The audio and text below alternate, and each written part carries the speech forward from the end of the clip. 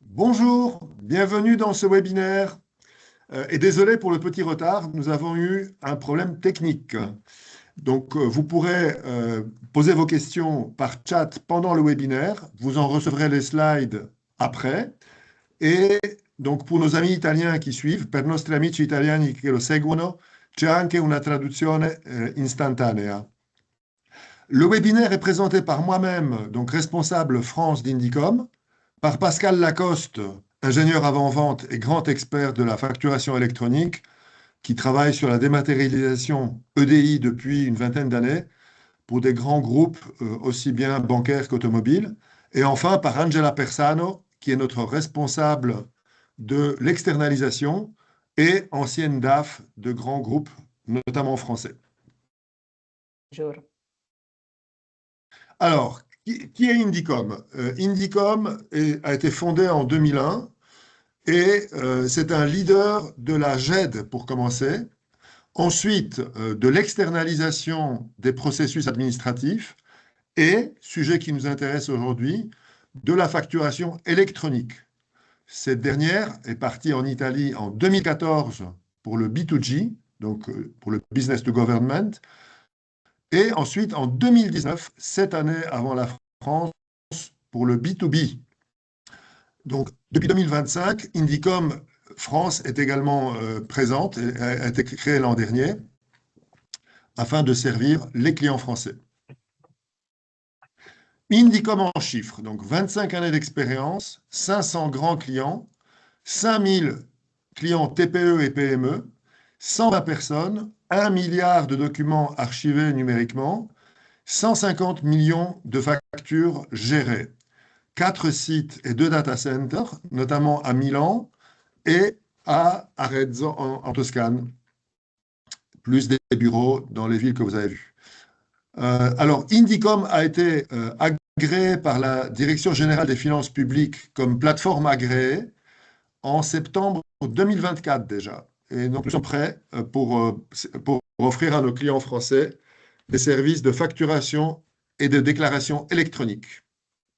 Parce que nous pouvons être reliés au portail public de facturation, le fameux PPF. Alors, le contenu de la présentation, donc rappel du calendrier, du modèle français, des services, l'expérience italienne qui nous avantage, le focus sur l'externalisation des processus administratifs, comment activer le service Indicom et les conclusions. Alors maintenant, je vais passer la parole à Pascal. Pascal, à toi. Merci, bonjour. Donc, on va commencer par le calendrier pour ceux qui ne connaîtraient pas encore. Donc, il y a deux aspects. Donc, au 1er septembre 2026, tous les assujettis à la TVA devront être en mesure de recevoir des factures électroniques donc via une PA. Donc, ça, c'est l'obligation en matière de réception, donc obligation pour toutes les entreprises, quelle que soit leur taille.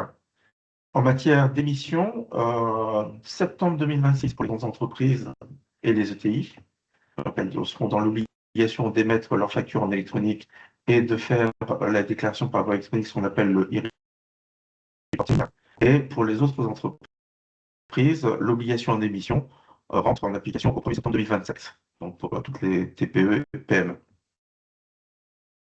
Donc cette réforme comporte deux volets, donc ce qu'on appelle le volet invoicing, donc qui consiste à l'obligation du recours à la facturation électronique en émission et en réception lorsque émetteur et récepteur sont tous les deux assujettis à la TVA en France, que ça porte que la facture porte des opérations de livraison de biens ou de réalisation de prestations de services, sauf si, bien entendu, ces opérations sont exonérées de TVA en application des articles 261 à 261E du Code général des impôts. Pour compléter le volet invoicing, l'administration fiscale demande à ce que les assujettis à la TVA en France complètent le volet invoicing avec le volet e-reporting afin d'avoir une vision complète de la situation des sociétés françaises en matière de TVA, donc en transmettant les données des factures B2B internationales et B2C au travers un reporting, un e-reporting qui doit être transmis via la PA à la PPF. Également, dans le cadre du reporting, les transmissions des données de paiement notamment pour les entreprises pour lesquelles la TVA est due à l'encaissement. En ce qui concerne le modèle français, donc la France a choisi pour ce qu'on appelle un modèle à 5 points de contact. Donc on retrouve le fournisseur qui va donc émettre sa facture auprès d'une PA. Cette PA va effectuer un certain nombre de contrôles réglementaires. Si tout est OK, elle va transmettre une extraction des données, elle va transmettre également des statuts de traitement, des reporting à la PPF qui transmettra à la DGFiP.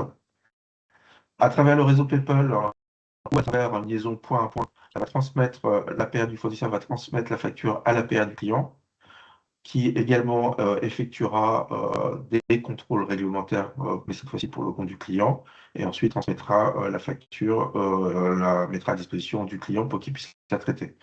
Donc on a 5 acteurs, donc d'où le 5 points de contact, donc le fournisseur, la PA du fournisseur, la PA du client, le client et bien entendu la PPF qui fait le lien avec la DGFiP. Donc les acteurs que l'on rencontre dans le cadre de la réforme en France, donc on a d'un côté, on a les PA, donc les plateformes agréées, autrefois appelées PDP. Donc ce sont des prestataires privés immatriculés par la DGFiP. Donc ce sont les seuls habilités à émettre ou recevoir des factures. Et également, ce sont les seuls habilités à dialoguer avec la PPF, la plateforme de l'État. Deuxième acteur, c'est la PPF qui est un concentrateur de données, concentrateur de flux. Donc, elle va recevoir tous les flux des différentes PA pour les transmettre ensuite à la DGFiP. Troisième acteur, c'est ce qu'on appelle les solutions compatibles, ex-OD. Donc, ce sont les ERP, éventuellement des plateformes externes qui collaborent dans la production et la gestion des factures. Les solutions compatibles ne sont pas habilitées à recevoir ou à émettre des factures auprès de la PPF. Seuls les PA peuvent discuter avec la PPF. Donc, les solutions compatibles reçoivent ou émettent des flux DPA, mais en tout cas, elles ne dialoguent pas en direct avec la PPF. Et enfin, dernier acteur, la DGFiP, la Direction Générale des Finances Publiques, qui, elle, dialogue uniquement avec la PPF et donc il va recevoir l'ensemble des flux, factures, reporting, statut de traitement de la part de la PPF. Afin d'acheminer correctement les factures auprès de vos clients, donc la PPF, l'administration fiscale, a mis en place un annuaire de tous les assujettis à la TVA en France. Donc chaque entreprise sera identifiée via un SIRET. Cet annuaire va contenir les informations sur les PA associés à chaque entreprise et elle va également contenir les adresses électroniques de facturation nécessaires pour acheminer les factures auprès des clients. Donc les adresses électroniques de facturation, ce ne sont pas des adresses mail, ce sont des codes qui sont définis avec 4 niveaux de maillage, sirène, code routage ou sirène suffixe. Donc c'est un code qui doit figurer dans les factures que vous allez émettre pour qu'elles puissent arriver à bon port. Donc les principales fonctionnalités de l'annuaire, c'est vérification de l'identité, donc à travers le sirène, ça permettra de vérifier que votre client est bien présent dans l'annuaire et bien assujetti à la TVA. Ça va également permettre le routage des factures vers vos clients, vers la bonne adresse de facturation électronique. Ça permettra également l'interopérabilité entre les plateformes. Donc, la plateforme émettrice saura, par rapport aux clients concernés, sur quel PA transmettre la facture. Et cette annuaire sera mise à jour, quotidiennement. Donc, d'une part par l'administration et puis d'autre part par les entreprises à travers le PA. Autre point important, c'est les formats. Donc, la France a fait le choix de 3 formats en matière de facturation électronique, donc 3 formats qui sont autorisés.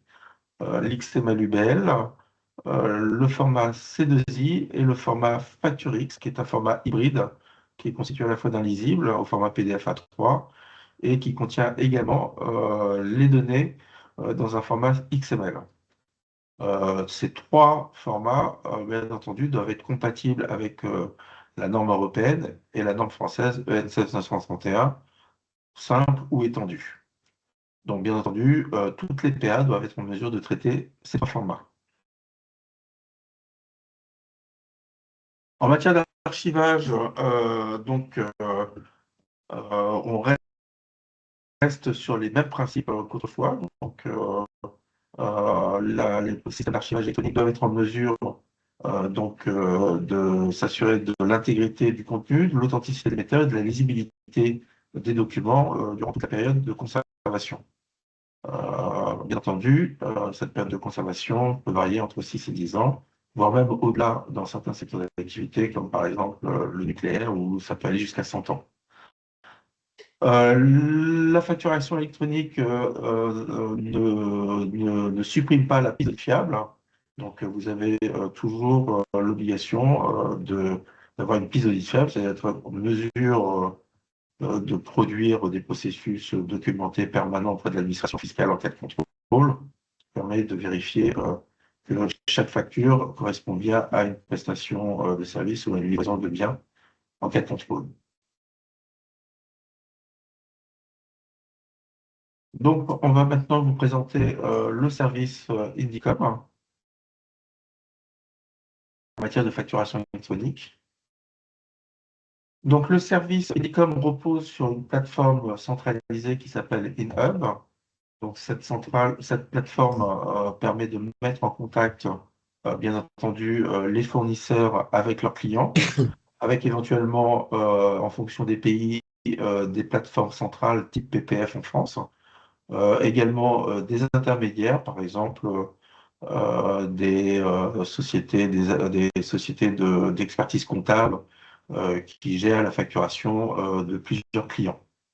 Des partenaires. Donc, des partenaires, tout à fait. Donc, cette plateforme permet de composer les factures, d'effectuer les reportings. Elle est également en relation avec les différentes administrations fiscales avec lesquelles, dans les pays dans lesquels elle est implémentée.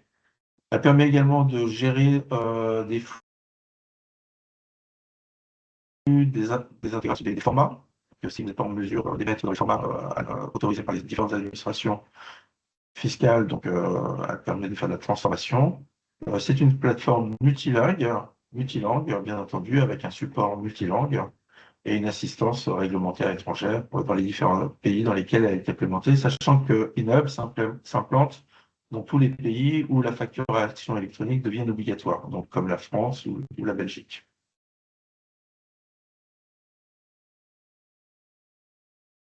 Je vous ai parlé tout à l'heure de l'annuaire, donc c'est un point qui est très important. Donc, InHub est un point d'accès PayPal. Donc, à ce titre, elle va synchroniser les données annuaires de la PPF avec le service Metadata Locator, donc l'annuaire PayPal, de manière à bien acheminer vos factures vers vos clients.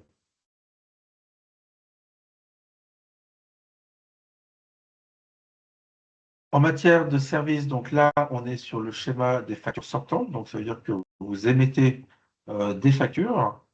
Donc, le client dont vous émettez des factures dans le format du socle ou dans un autre format avec lequel vous êtes entendu avec Indicom. Indicom va éventuellement faire de la conversion de format, s'assurer que l'ensemble des contrôles réglementaires sont OK, et si tout se passe bien, elle va transmettre la facture à l'APA du destinataire, qui va ensuite la mettre à disposition du client pour le traitement. Bien entendu, en France, les statuts, enfin certains statuts sont obligatoires. Donc, l'APA Indicom émet des statuts, donc des statuts obligatoires, et reçoit également des statuts qu'elle mettra à disposition de ses clients. Indicom propose également un service d'archivage à valeur pour vente, conformément à la réglementation en France. Donc, vous avez la possibilité de consulter les factures directement sur le portail Indicom.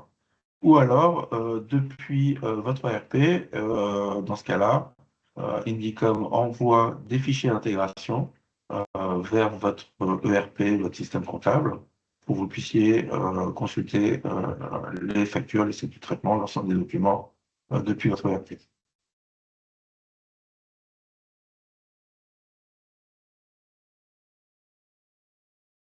En ce qui concerne les factures entrantes, donc là, on est dans le cas de la facture fournisseur. Donc les fournisseurs, toujours sous le même schéma, donc les fournisseurs envoient leurs données de facturation, envoient leurs factures à leur PA. Les PA, donc fournisseurs, effectuent des contrôles réglementaires. Si tout est OK, les factures sont envoyées donc, au point d'accès PayPal Indicom. Donc Indicom reçoit les factures, elle fait les contrôles réglementaires pour votre compte. Et ensuite, vous les mettez à disposition, donc soit directement sur le portail Indicom ou alors via dans votre système d'information en poussant des fichiers d'intégration dans les formats que vous souhaitez. Là encore, depuis votre système ou directement depuis le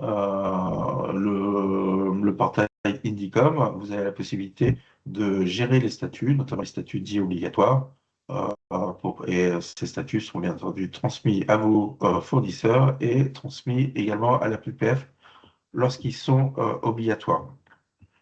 En matière de transmission de factures, vous avez la possibilité soit de recevoir des fichiers d'intégration via SFTP ou alors par API.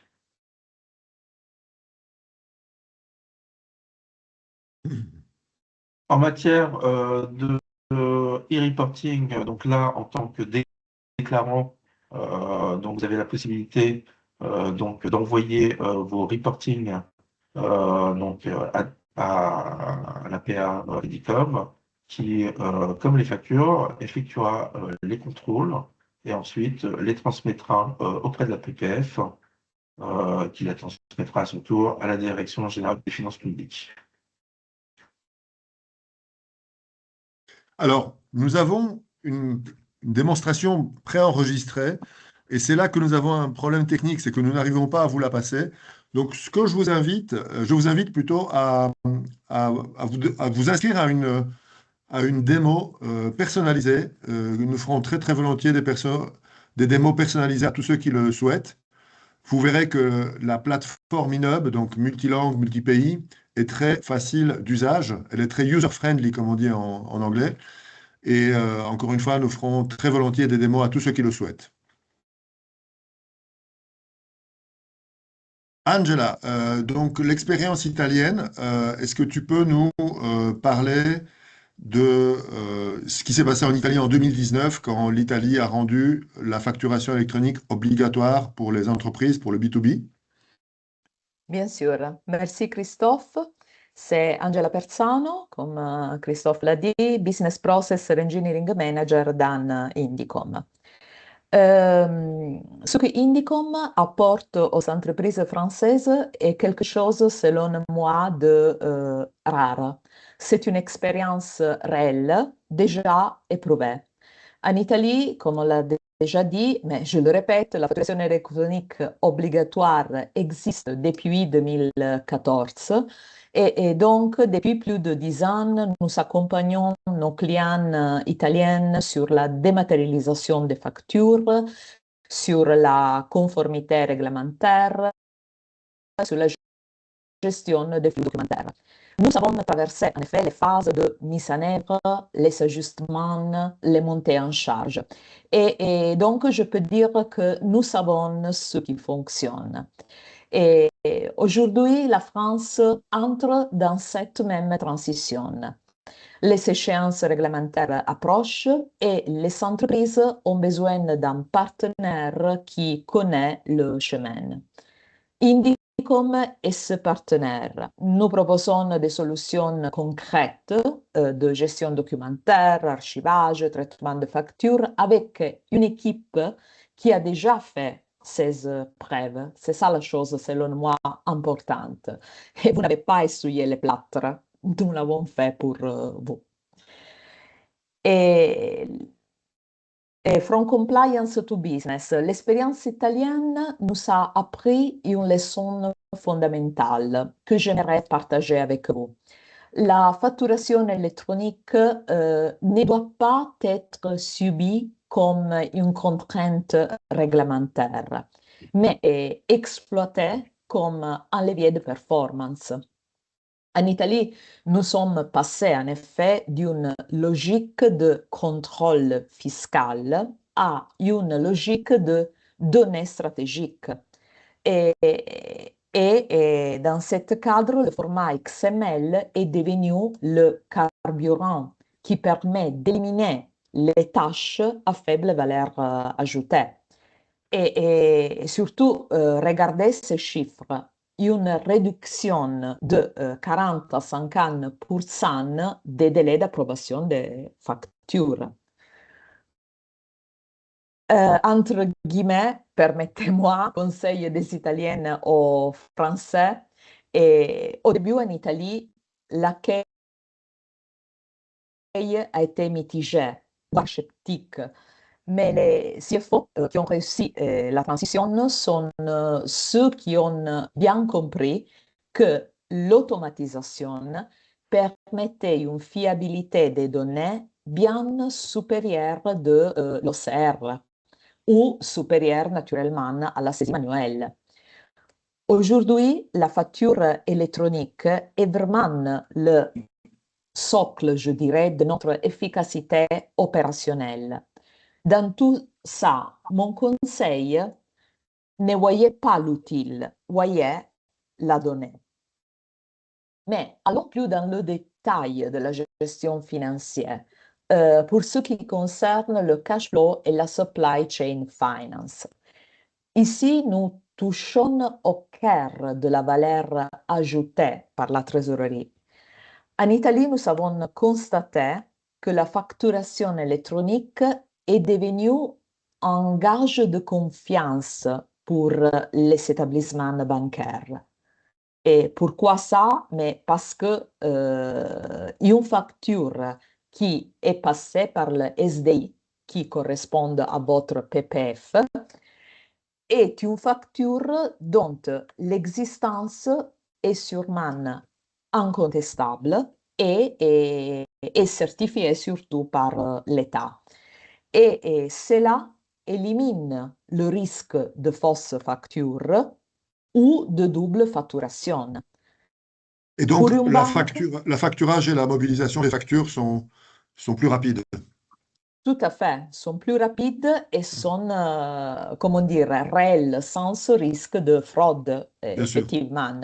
En effet, et pour une banque, le risque de fraude s'effondre, ce qui permet d'accéder à la facturage plus rapidement et surtout à des taux beaucoup plus compétitifs.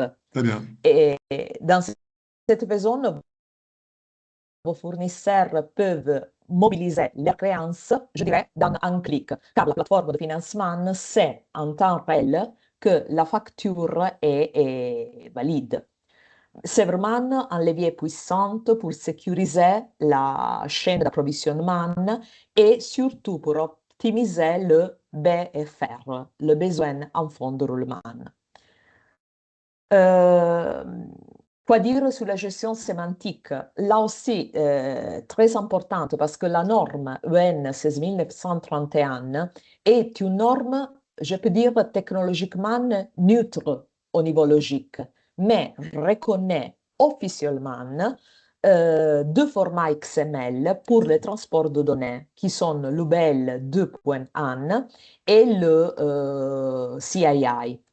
Je sais, en effet, parce que je l'ai vécu, que une de vos préoccupations majeures est la qualité des données. En France, on compte encore sur l'OCR pour lire les PDF, mais qui a fait l'expérience sait que l'OCR fait des erreurs.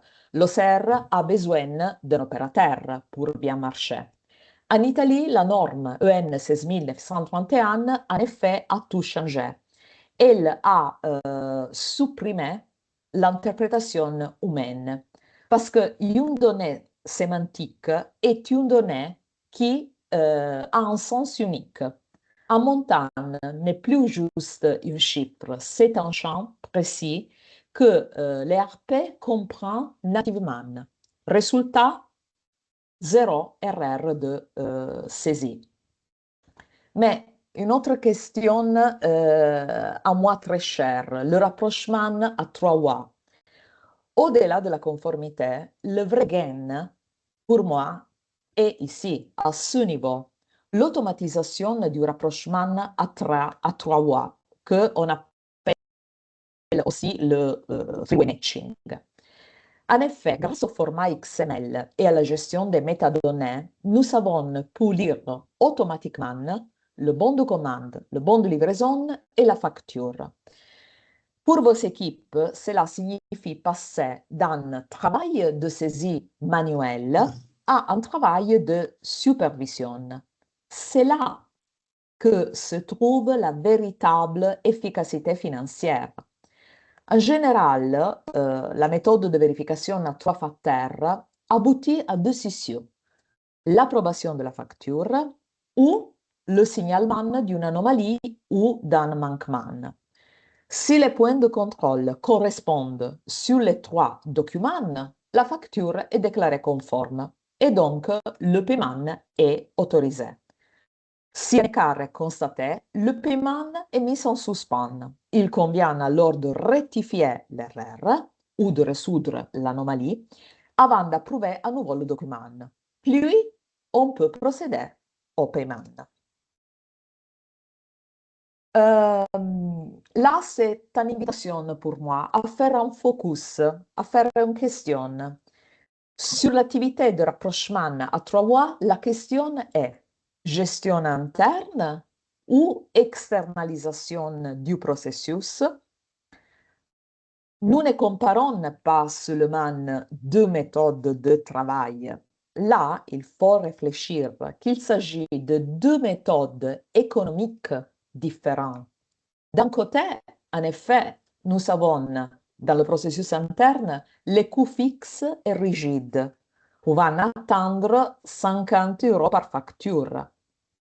De l'autre côté, grâce à l'externalisation des processus métiers, le BPO d'Indicom, nous transformons la gestion dans un coût variable et allégé, réduisant naturellement le délai de traitement jusqu'à 80%. Il ne s'agit pas seulement d'économie, mais il s'agit de libérer vraiment les ressources humaines. Et dans cette façon, il peut se dédier à des travaux à plus forte valeur ajoutée. Pour faire une petite synthèse, le futur du DAF pour la France est l'atterrissage italien. On voit le défi français qu'aujourd'hui est l'adoption du modèle à 5 points de contact. L'atterrissage italien a été l'expérience consolidée avec le SDI. Quelle est la valeur ajoutée pour le DAF? Et le contrôle total. Dans les 2 cas, c'est un contrôle centralisé des flux. Encore, défi français, la qualité des données. En Italie, on l'a rajouté en utilisant la norme EN 16931, comme je viens de vous expliquer. Et la valeur ajoutée pour le DAF, ce sont des données précises pour une analyse de trésorerie et pour la faire en temps réel surtout. Encore, défi français, le cash flow, cash is the king, est la chose la plus importante pour les entreprises. En Italie, la certitude de la date de réception ou d'envoi de la facture, mais la certitude du document, facture, du document il-même. Et la valeur ajoutée pour la DAF est l'optimisation du BFR. Enfin, le défi français sera l'intégration dans l'ERP. On a cette possibilité finalement. Et en effet, l'atterrissage italien a été déjà l'automatisation des rapprochements à 3 voies en utilisant la facture électronique. La valeur ajoutée pour le DAF, en conclusion, est la réduction des coûts d'exploitation et d'administration. Donc, Angela, juste une précision. oui, SDI, c'est l'équivalent du PPF en France. Donc, c'est le fameux portail public de facturation qui, en Italie, s'appelle SDI, effectivement. oui, Ouais. merci. Alors, comme vous pouvez le constater, ce qui apparaît aujourd'hui en France comme un défi est déjà devenu en Italie comme quelque chose de consolidé et a permis au DAF de reprendre le contrôle total de la trésorerie et des processus. Mais je conclude avec, je pense d'anticiper en question que vous savez. Alors, comment activer le service d'Indicom? Notre méthode est d'offrir un service ou d'offrir un service avec une solution. Offrir un service signifie activité réalisée directement sur les systèmes du client. Notre véritable force réside dans notre capacité à intervenir sur tout système ERP utilisé par le client. Nous avons des opérateurs qui sont spécialisés vraiment dans tous les systèmes qui existent maintenant sur le marché. Et s'ils ne le connaissent pas, ils l'apprennent, ils l'étudient. Ce n'est pas là le problème, effectivement, parce qu'ils ont la compétence du rapprochement à trois voies. Ou on peut offrir un service avec une solution et dans ce cas, l'activité est réalisée à partir de notre système. Notre approche est toujours une approche projet parce que nous voyons toujours à optimiser les processus manuels et nous mettons en œuvre des solutions technologiques. Et en plus, nous avons la qualité humaine, le capital humain, dans le sens que nous disposons d'une équipe qualifiée sur le plan opérationnel qui permet de garantir efficacité, précision et sécurité. Et là, je souligne que chez Indicom, nous attachons une grande importance à la valorisation des talents internes. C'est pourquoi la formation continue fait partie intégrante de notre culture d'entreprise. Merci, je laisse Christophe aux conclusions.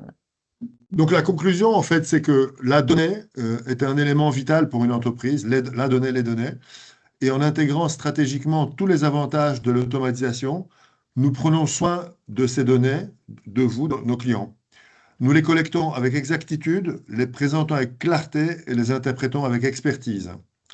Je vous propose maintenant de passer aux questions. Donc, il y a une première question qui est la suivante. Comment est garantie l'intégrité transactionnelle entre tous les intervenants, c'est-à-dire le client, la plateforme agréée, l'APA, le PPF et le fournisseur? C'est une question pour toi, Pascal.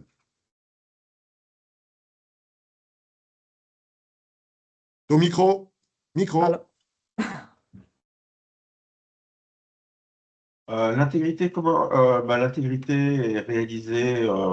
Donc, vous émettez des factures. Donc, les factures sont stockées sur la plateforme Indicom et elles sont compartimentées par sirène. Donc, il n'y a que vous qui accédez, personne d'autre qui peut y accéder. Sur la PPF, ça, il n'y a pas de souci en matière de sécurité. La facture, la PPF est très sécure. Et ensuite, côté partenaire, c'est la plateforme du partenaire qui s'occupe de cet aspect des choses. Merci beaucoup. Il y a une seconde question. Je la lis. Sur une échelle de 0 à 5, quel est le niveau de maturité numérique minimale qu'une entreprise doit avoir pour mettre en place la facturation électronique? répond Pascal. Pascal? Oh, Tout dépend en fait du système d'information que vous avez. Si vous avez un outil de facturation qui est maintenu par un éditeur qui met en conformité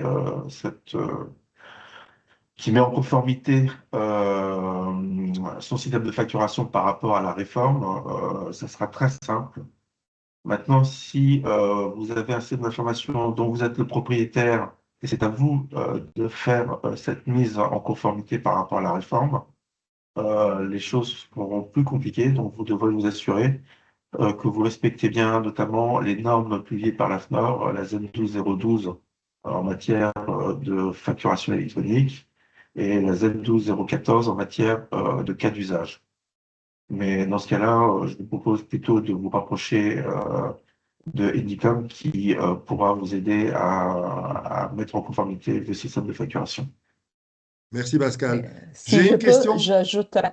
excusez-moi, j'ajouterai une petite chose à ce propos, parce que je sais qu'au niveau de notre plateforme INAB, on a la possibilité de saisir toutes les données d'une facture pour composer la facture à partir de zéro. Donc, pour répondre ponctuellement aux questions, je, je dirais, et si vous savez, à niveau de numérisation zéro, je pense que en accédant à notre plateforme, vous pouvez être conforme à la réforme et donc avoir la facture électronique.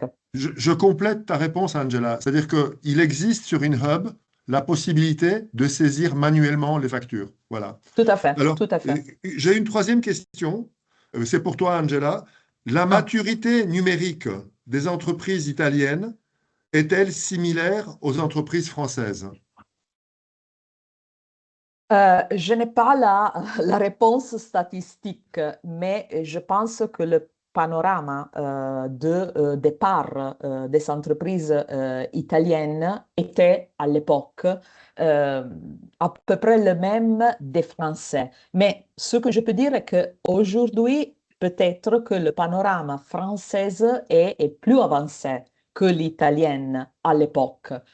Donc, je pense qu'on ne peut pas avoir de problème à commencer cette aventure à d'être conforme à la réforme, pratiquement. Donc, donc, pour compléter ta réponse, on va dire que les TPE et PME italiennes sont à même maturité que les françaises, de ce que je comprends.